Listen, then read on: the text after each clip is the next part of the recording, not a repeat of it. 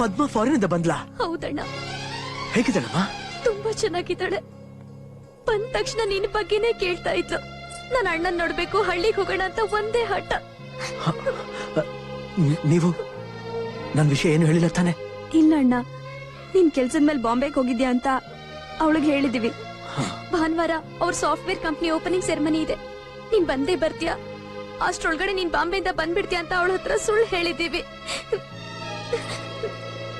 ನೀನ್ ಬರ್ತೀಯ ತಾನೆ? ಬರ್ತೀನಮ್ಮ, ಖಂಡಿತ ಬರ್ತೇನೆ.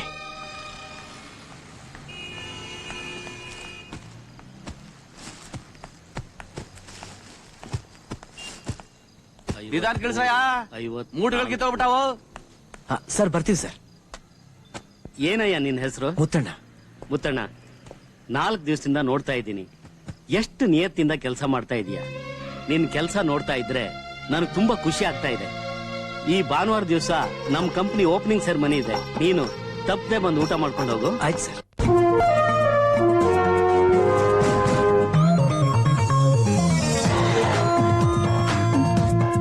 ಇಲ್ಲಿ ಅರೇಂಜ್ಮೆಂಟ್ಸ್ ಎಲ್ಲ ಸರಿಯಾಗಿದೆ. ಈಗ ಕಾನ್ವಾಯ್ ಬಂದ ತಕ್ಷಣ ಒಬ್ಬೊಬ್ರು ಒಂದೊಂದು ಕಾರ್ ಹತ್ರ ಹೋಗಿ ಡೆಲಿಗೇಟ್ಸ್ ಅನ್ನ ರಿಸೀವ್ ಮಾಡ್ಕೊಂಡು ಒಳಗ್ ಕರ್ಕೊಂಡ್ ಬರ್ಬೇಕು.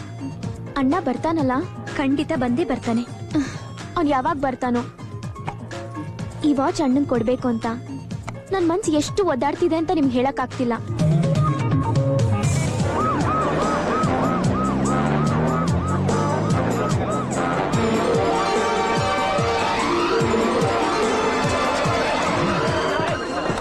ನಮಸ್ಕಾರ. Please come.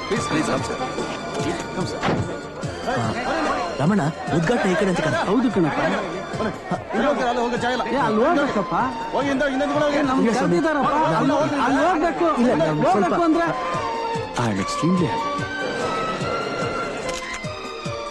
ಕೈಂಡ್ಲಿ ಕರ್ತಿತ್ತು. ರಮಣ, ಇದು ಸ್ವಲ್ಪ ಕಷ್ಟ ಆಗ್ಬೋದು, ಅಲ್ಲೋಗಿ ನೋಡೋಣ. ಬಿಡ್ರಪ್ಪ. ಓಪನಿಂಗ್ ಸೆರೆಮನಿನೂ ಮುಗೀತು, ಎಲ್ಲ ಕಣ್ಣ ಇನ್ನು ಬರ್ಲೇ ಇಲ್ಲ. ನೀವ್ ಅವ್ನ್ ಹೇಳಿದ್ದೀರಾ ತಾನೆ? ಹೇಳಿದೀವಿ ಪದ್ದು, ಖಂಡಿತ ಬರ್ತೀನಿ ಅಂತಾನು ಹೇಳಿದ ಅಲ್ವೇನೆ? ಬರ್ತಾನೆ ಪದ್ದು.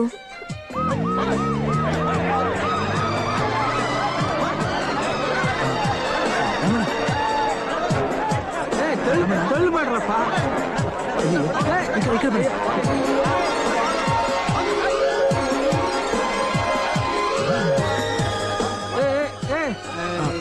ಬನ್ನಿ ಸರ್. ಇಲ್ಲ ಸ್ವಾಮಿ, ನಾವು ಆಮೇಲೆ ಮಾಡ್ತೀವಿ. ಪರವಾಗಿಲ್ಲ, ಬನ್ನಿ ಸರ್. ಇಲ್ಲ, ಕೂತ್ಕೊಳ್ಳಿ ಸರ್. ಬನ್ನಿ ಸರ್, ಕೂತ್ಕೊಳ್ಳಿ ಪ್ಲೀಸ್.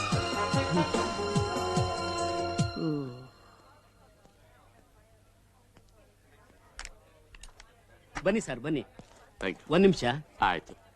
ಎಲ್ಲ ಫಿಲಪ್ ಆಗಿದೆಯೇ? ಇವನ್ ಯಾಕೆ ಇಲ್ಲಿ ಕೂತಿದ್ದಾನೆ? ಹೇಯ್, ಹೇಳ ಮೇಲೆ. ನಿಯತ್ತ ಕೂಲಿ ಕೆಲಸ ಮಾಡ್ತಾ ಇದೀಯ ಅಂತ ಊಟ ಕರೆದ್ರೆ ಊರ್ನವ್ರಿಗಿಂತ ಮುಂಚೆ ಬಂದು ಊಟ ಮಾಡ್ತಾ ಕೂತಿದ್ಯಲ್ಲ, ಏನ್ ಯೋಚನೆ ಮಾಡ್ತಾ ಇದೀಯಾ? ನಡಿಯಯ್ಯ ಹೊರಗಡೆ. Get out ಆಯ್ಸೆ.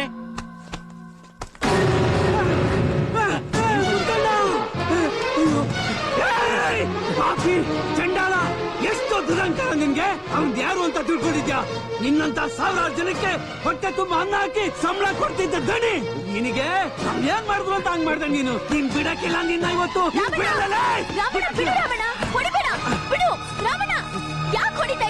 ಏನಾಯ್ತು?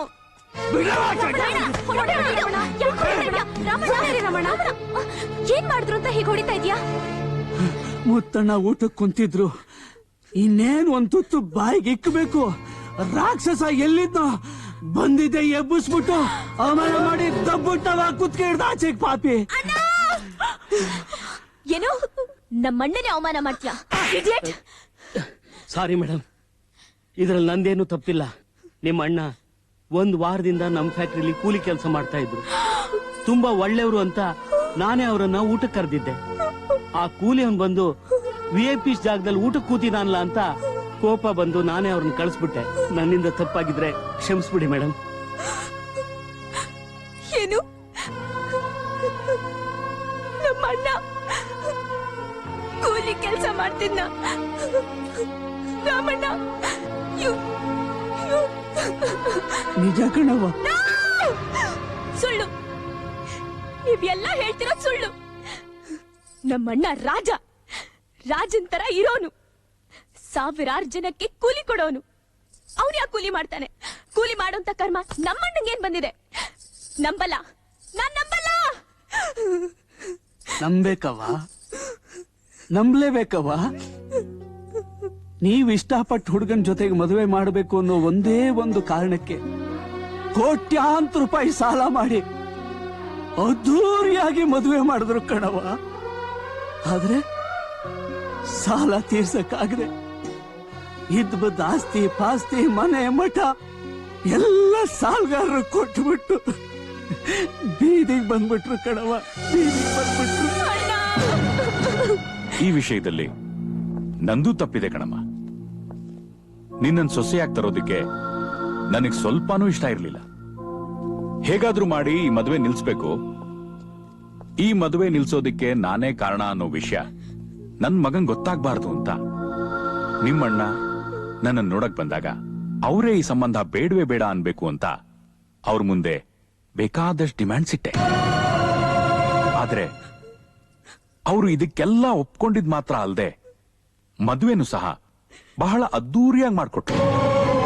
ಯಾವುದೇ ಕಾರಣಕ್ಕೂ ನಾನೇ ಈ ಮದುವೆ ಮಾಡ್ದೆ ಅನ್ನೋ ವಿಷಯ ನನ್ ತಂಗಿರಿಗೆ ಗೊತ್ತಾಗ್ಬಾರ್ದು ಅಂತ ನನ್ನ ಹತ್ರ ಮಾತು ತಗೊಂಡ್ರು. ನೀವೆಲ್ಲ ನಂಗ್ ಮೋಸ ಮಾಡ್ಬಿಟ್ರಿ. ನನ್ನಿಂದ ನಮ್ಮ ಅಣ್ಣಂಗ ಅನ್ಯಾಯ ಆಗೋಯ್ತು. ಎಲ್ಲಿ ನಮ್ಮಣ್ಣ? ಎಲ್ಲಿ ನಮ್ಮಣ್ಣ? ಅಣ್ಣ!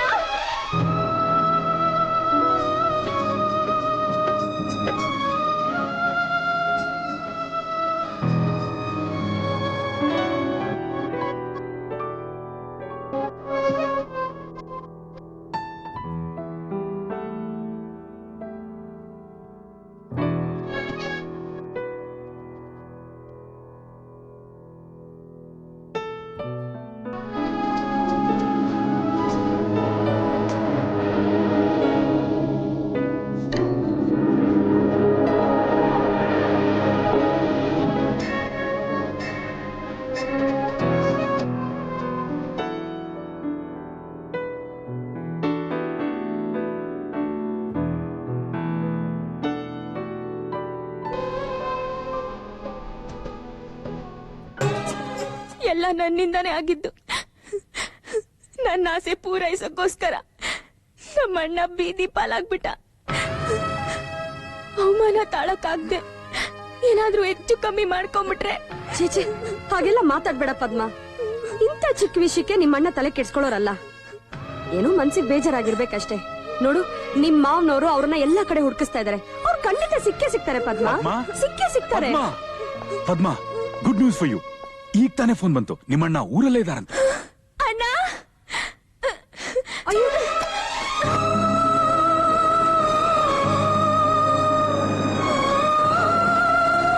ಅಣ್ಣ!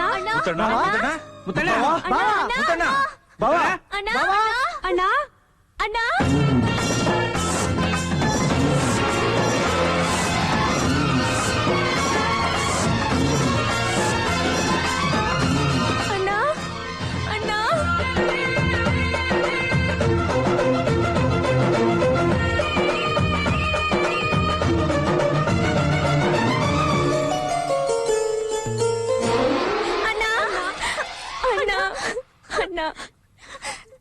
ಯಾಕಣ್ಣ ಹೀಗ್ ಮಾಡ್ದೆ? ನಮಗೆಲ್ಲ ಎಷ್ಟು ಕಷ್ಟ ಆಯ್ತು ಗೊತ್ತಾ? ನಿಮ್ಮನ್ ಹುಡುಕ್ದೇ ಇರೋ ಜಾಗನೇ ಇಲ್ವಲ್ಲ ಮುತ್ತಣ್ಣ. ಟಿವಿ, ರೇಡಿಯೋ, ಪೇಪರ್ ಎಲ್ಲ ಕಡೆನೂ ಅನೌನ್ಸ್ಮೆಂಟ್ ಕೊಟ್ಟಿದ್ದೆ. ತುಂಬಾ ಟೆನ್ಷನ್ ಆಗ್ಬಿಟ್ಟಿತ್ತು. ಎಲ್ಲಿ ಹೋಗಿದ್ರು ಬಾವ? ಈ ಮನೆ ಆಸ್ತಿ ಇದೆಲ್ಲ ಮತ್ತೆ ಹೇಗ್ ಬಂತು ಬಾವಾ? ಅವತ್ತು ಸಮಾರಂಭದಿಂದ ಬರ್ತಿರುವಾಗ ರಸ್ತೆಯಲ್ಲಿ ಅಯ್ಯೋ, ನೋಡ್ತಿದ್ದಂಗೆ ಯಾರೋ ಟೆಂಪೋ ಡ್ರೈವರ್ ಆಕ್ಸಿಡೆಂಟ್ ಮಾಡಿ ಓಡೋಗ್ಬಿಟ್ಟ. ಈ ಕಡೆ ಬನ್ನಿ.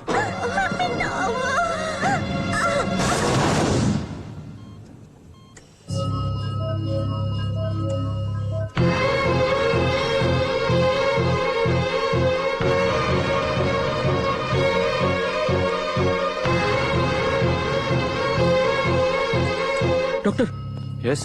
ನನ್ನ ಹೆಂಡತಿ ಮಗು ಜೀವಕ್ಕೆ ಏನು ತೊಂದರೆ ಇಲ್ವಾ ಡಾಕ್ಟರ್? ಏನು ಯೋಚನೆ ಮಾಡಬೇಕಾಗಿಲ್ಲ. ತುಂಬಾ ಬ್ಲಡ್ ಲಾಸ್ ಆಗಿತ್ತು. ನಾನು ಸ್ಟಿಚಸ್ ಕಂಟ್ರೋಲ್ ತಂದಿದ್ದೀನಿ. No, they are out of danger. Thank you doctor. ನೀವು ಥ್ಯಾಂಕ್ಸ್ ಹೇಳ್ಬೇಕಾದ್ರೆ ನನಗಲ್ಲ, ಸಮಯಕ್ಕೆ ಸರಿಯಾಗಿ ತಾಯಿ ಮಗುನ ಹಾಸ್ಪಿಟಲ್ ಕರ್ಕೊಂಡ್ಬಂದು ಅವ್ರ ಜೀವ ಉಳಿಸಲ್ಲ. ಹಾ, ಅವ್ರಿಗೆ ಹೇಳ್ಬೇಕು ನಿಮ್ ಥ್ಯಾಂಕ್ಸ್ ಅನ್ನ.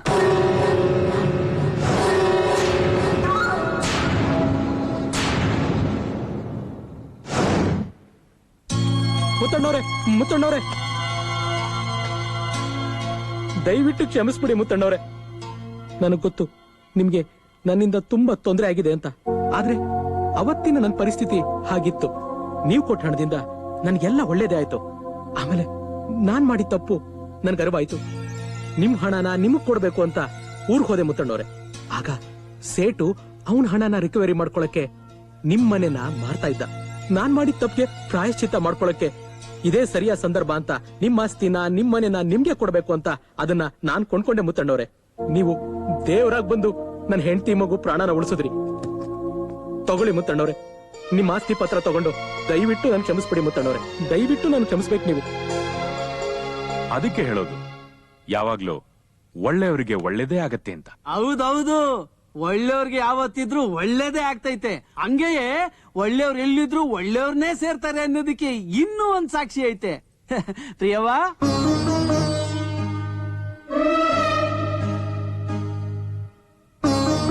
ನೀವ್ ತಿಳ್ಕೊಂಡಿರಂಗೆ ಪ್ರಿಯವಂಗೆ ಮದ್ವೆ ಆಗಿಲ್ಲ.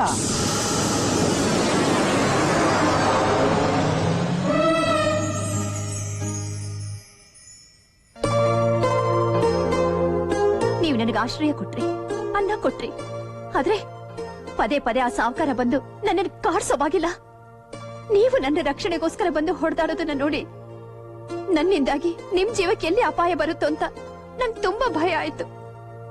ಹಾಗಂತ ನಿಮಗೆ ಹೇಳಿ ಹೊರಟೋಗೋಣ ಅಂದ್ರೆ ನೀವು ಕಳ್ಸೋಲ್ಲ ಅಂತ ನನಗ್ ಚೆನ್ನಾಗ್ ಗೊತ್ತು. ಅದಕ್ಕೆ ಮದ್ವೆ ಆಗ್ತಿದ್ದೀನಿ ಅಂತ ನಿಮ್ ಹತ್ರ ಸುಳ್ಳು ಹೇಳಿ ನಿಮ್ಮಿಂದ ದೂರ ಹೋದೆ. ಅಷ್ಟೇ ಅಲ್ಲ, ನಿಮ್ಮನ್ನ ನಾನು ಕೂಡ ಜೀವಕ್ಕಿಂತ ಹೆಚ್ಚಾಗಿ ಪ್ರೀತಿಸ್ತಿದ್ದೆ. ಆದ್ರೆ ಆಶ್ರಯ ಕೊಟ್ಟೋಂದ್ಮೇಲೆ ಆಸೆ ಪಡ್ತಿದ್ದೀನಿ ಅಂತ ನೀವೆಲ್ಲ ನನ್ನ ತಪ್ಪು ತಿಳ್ಕೊಳ್ತಿರೋ ಅಂತ ನಾನು ನನ್ನ ಪ್ರೀತಿನ ನನ್ನಲ್ಲೇ ಮುಚ್ಚಿಟ್ಕೊಂಡೆ. ರಾಮಣ್ಣ ಸಿಕ್ಕಿ ನೀವು ನನ್ನನ್ನು ಪ್ರೀತಿಸ್ತಿದ್ದೀರಾ ಅಂತ ಹೇಳಿದ್ಮೇಲೆ ನಾನು ಮಾಡಿದ ತಪ್ಪು ಅಂತ ನನಗನ್ನಿಸ್ತು. ನನ್ನಿಂದ ನಿಮ್ಗೆ ಎಷ್ಟೊಂದು ಕಷ್ಟ ನಷ್ಟ ಅನುಭವಿಸ್ಬೇಕಾಗಿ ಬಂತು. ದಯವಿಟ್ಟು ದಯವಿಟ್ಟು ನನ್ನ ಕ್ಷಮಿಸಿ. ಇನ್ನು ಯಾಕಣ್ಣ ಯೋಚನೆ ಮಾಡ್ತಿದ್ಯಾ? ನೀವಿಬ್ರು ಒಂದಾದ್ರೆ ನಿಜಕ್ಕೂ ಸಂಸಾರ ಹಾಲು ಜೀನ್ ಹಾಗಿರುತ್ತೆ. ಹೌದಣ್ಣ, ಪ್ರತಿ ಗೌರಿ ಹಬ್ಬಕ್ಕೂ ಊರ್ನವನ್ನೆಲ್ಲ ಕರ್ಸಿ ನಮ್ ಕೈಲ್ ಬಾಗ್ನ ಕೊಡಿಸ್ತಾ ಇದ್ದೆ. ಬರೋ ಗೌರಿ ಹಬ್ಬಕ್ಕೆ ನಮ್ಮನ್ ತವ್ರ ಮನೆ ಕರ್ಸಿ ಅತಿಗೆ ಕೈಯಿಂದ ನಮಗ್ ಬಾಗಿನ ಕೊಡಿಸ್ಬೇಕು. ಹೌದಣ್ಣ. ತಗೋ ಅಣ್ಣ.